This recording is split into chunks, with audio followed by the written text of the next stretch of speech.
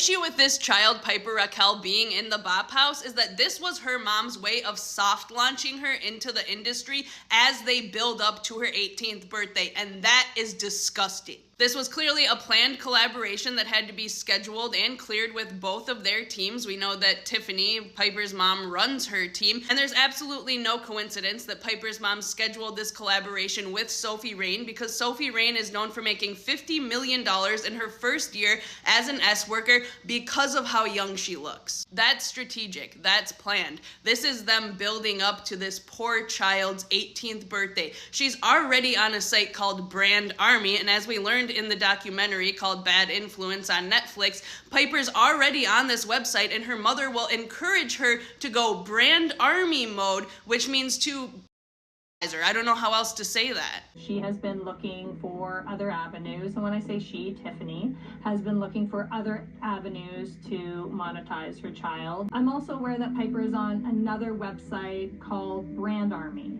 and Brand Army is often compared to OnlyFans.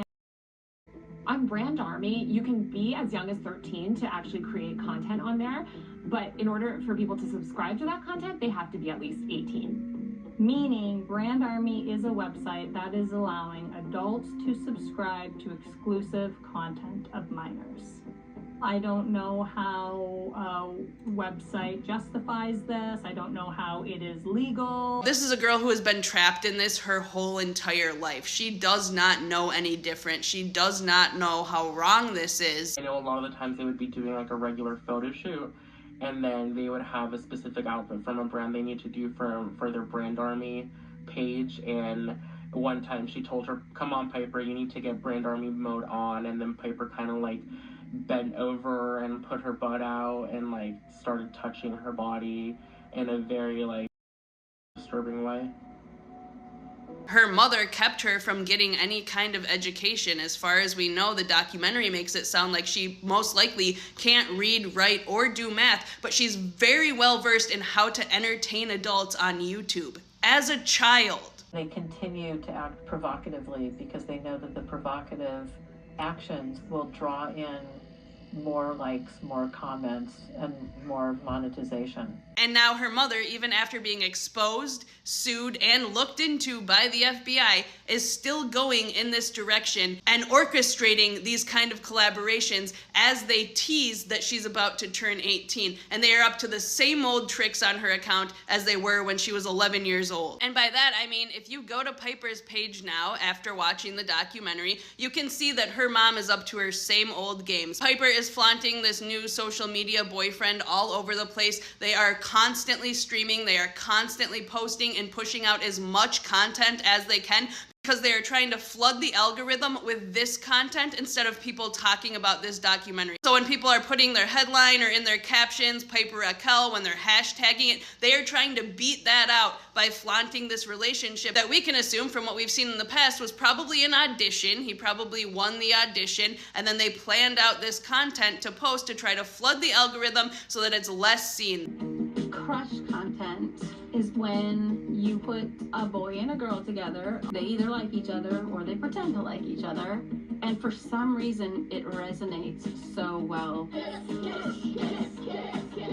Tiffany saw that these little kids can draw views and money, so Tiffany pulled Gavin in to be Piper's ship, and that was Gavin. Piper and Gavin, they had broken up, and all of a sudden she needed a new crush. And so Tiffany did a casting, and all these boys submitted photos.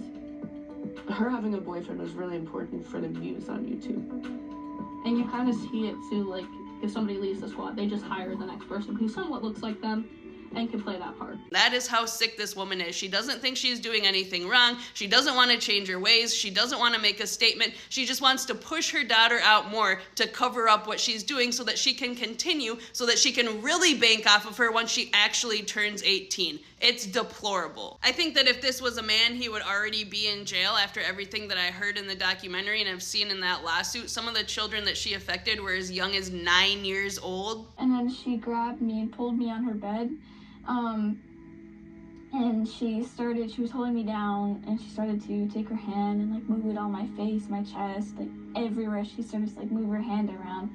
And I took her arms off me, and I broke free, and I unlocked the door, and I ran out of there. And I went to the RV. I just stayed there for the rest of the day until the next day. I didn't really go out the next day. And I guess that we can just hope that since the FBI has interviewed all these children and they have seen the video of her kissing a 17-year-old, that maybe they are keeping a close eye on her and waiting for that smoking gun, which may come after she turns 18. I'm sure they are very much looking into her behavior and what her next moves are, and all we can do is do the same, stay on top of it, stay vigilant, and continue to spread awareness about what is going on, because it's not just Piper that this is happening to.